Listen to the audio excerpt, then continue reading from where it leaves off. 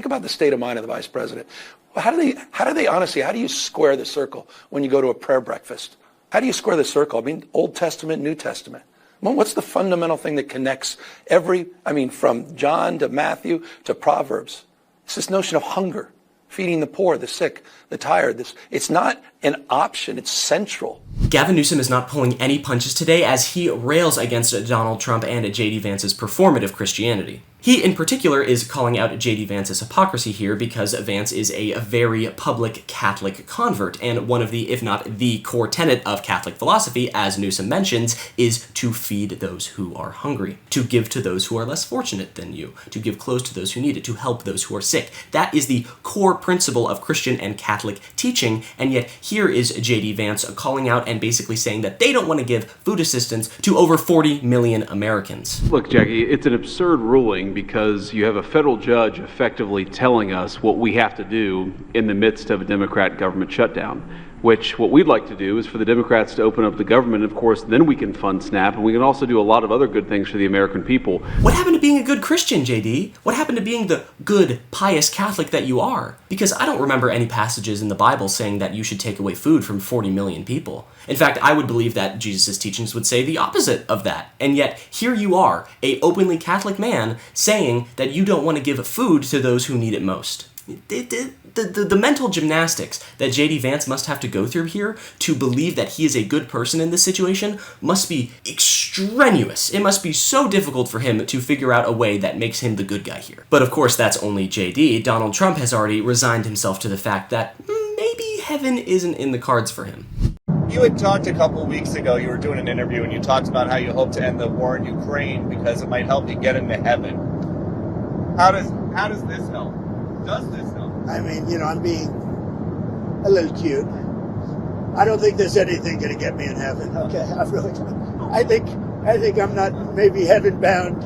I may be in heaven right now as we fly in Air Force One. I'm not sure I'm going to be able to make heaven. Yeah, it seems that Donald Trump knows where he's going to go, but JD seems to still have his head in the clouds. Good old JD must be in denial because he believes that he has picked the right faith. He believes that he has picked the correct way to view the world and the correct worldview, and that's not my words. That's coming from him because he doesn't even believe that his wife has the correct faith. Now, most Sundays, Usha will come with me to church. As I've told her and I've said publicly, and I'll say now in front of 10,000 of my closest friends, do I hope eventually that she is somehow moved by the same thing that I was moved in by church? Yeah, I honestly do wish that, because I believe in the Christian gospel, and I hope eventually my wife comes to see it the same way. The hypocrisy of JD Vance and Donald Trump knows no bounds. They are absolutely ruthless in their approach to this shutdown. I mean, they are intentionally starving tens of millions of Americans because they want to get a political point across, because they are much more tied and dedicated to their millionaire and billionaire donors and healthcare companies and tech CEOs than they are to the American people and to giving food to those who need it. The people who brought them into office, they are now intentionally screwing over because they want to win a game, because they see this as a way to score a point, because they see this as a way to make money for their friends and for themselves. Does not seem very Catholic to me. And now the president and the vice president of the United States, as Newsom says, are using the starving of millions of Americans as a bargaining chip. The fundamental point that we'd be using, because this is what it's about, and the federal government said it in the lawsuit, that they want to use it as a bargaining chip to end this shutdown. That's shameful. It's never happened in U.S. history.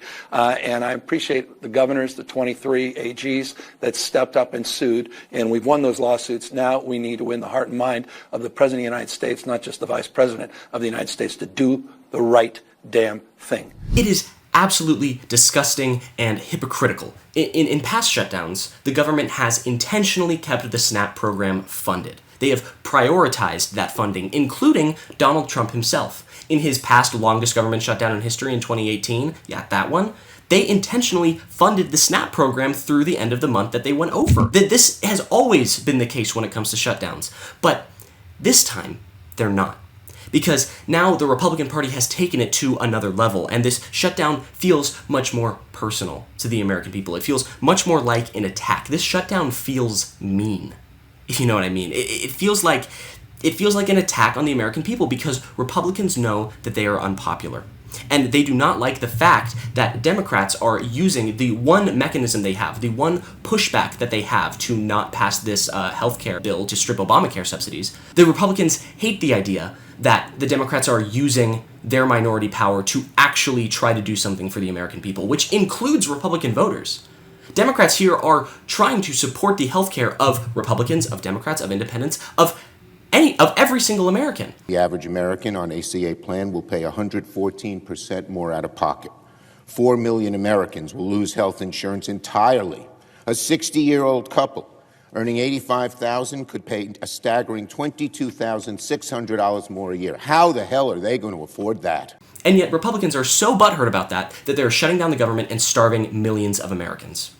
And what's even worse, some states have released their SNAP benefits. They have given out that money to people to get food. But now the Trump administration is clawing that money back after a Supreme Court decision temporarily blocked the release of over $4 billion of SNAP subsidies. So now not only are they not letting you get food, they are actually letting you get food and then taking that assistance away. It's not just enough to stop it, it's that they have to dangle it right in front of you. Because they are so nefarious in the way they're approaching the shutdown that they want to cause that pain, to put pressure on the Democrats to stop their blocking so that they can get their health care cuts in. Millions of Americans may be going hungry as the Trump administration tries to wriggle out of distributing food stamp funds during the shutdown. Last night, the Supreme Court temporarily allowed the Trump administration to withhold about $4 billion in SNAP money. The order was issued by Justice Ketanji Brown Jackson, who says the temporary decision was required so that the appeals court, lower court, can consider the government's arguments in full. It'll then go back to the Supreme Court. Meanwhile, everyday Americans are struggling with both hunger and financial stress as they become a political football in the shutdown fight. The Trump administration even sent a memo to state SNAP administrators that says, quote, "To the extent states sent full SNAP payments files for November 2025, this was unauthorized.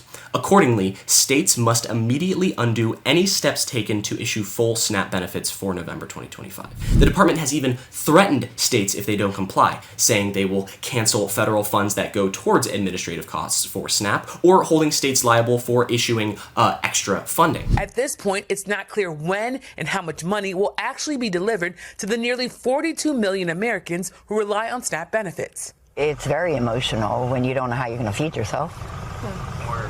Or your family. I have a child with a lot of special needs and he's on a specialized diet. So without the help of the food stamps, what can I do? The Trump administration has said it could make partial payments using a contingency fund. In court filings, the administration has also argued that it cannot draw from additional funds to fully fund SNAP because doing so would take away resources from other programs like school lunches. So it's not enough to withhold the assistance. Now you are dangling in front of people's faces.